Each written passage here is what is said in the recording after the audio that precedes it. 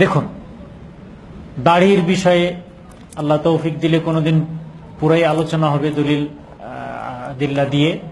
আজকে আপনার প্রশ্নের উত্তর হিসেবে এতটুকু বলি যে কোরআন এবং হাদিস এটাই প্রমাণ করতেছে যে দাড়িতে হাত দেওয়াই গুনার কাজ।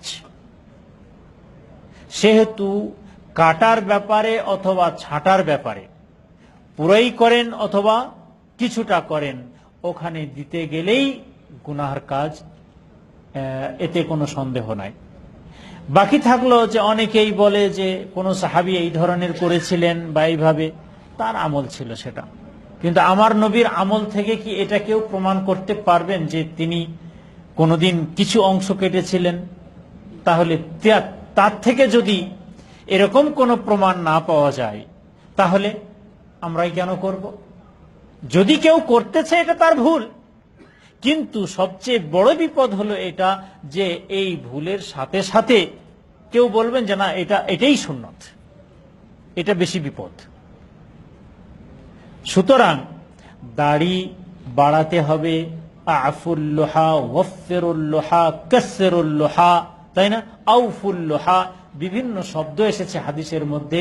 দাড়িকে মাফ করে দাও, দাড়িকে বেশি করো, দাড়িকে বাড়াও, তাই না? এই যে শব্দগুলো এসেছে, এবং এটা হচ্ছে কি বলে যে নির্দেশবাচক শব্দ।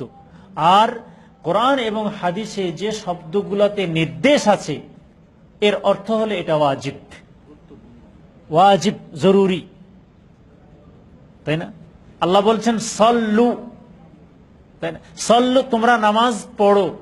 এই নির্দেশ আল্লাহ এবং তার রসুলের নির্দেশবাচক শব্দই হচ্ছে ওয়াজিবের প্রমাণ। তো এখানে হাদিসে যে দাড়ি রাখার ব্যাপারে যে শব্দগুলো এসেছে সেগুলো সব নির্দেশবাচক শব্দ এসেছে, সুতরাং এটা ওয়াজিব।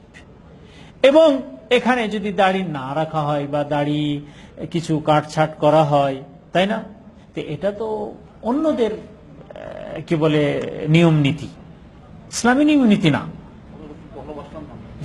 আমাদের রসুল সাল্লাল্লাহু আলাইহি ওয়াসাল্লামকে যদি ভালোবাসেন, পূর্ণ ভালোবাসা হলো যে এখানে হাত কেউ দেবেন না।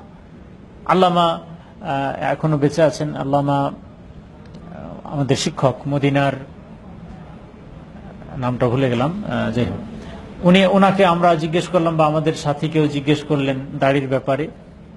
উনি একটাই কথা বললেন যে তুমি ওখানে হাত দিতে গেলে প্রশ্নের সম্মুখীন হবে, আর ওখানে হাত না দিলে কোনো প্রশ্ন নাই, নবীর সুন্নত অনুসারে একেবারে সোজা রেলের উপরে চলতে থাকবে।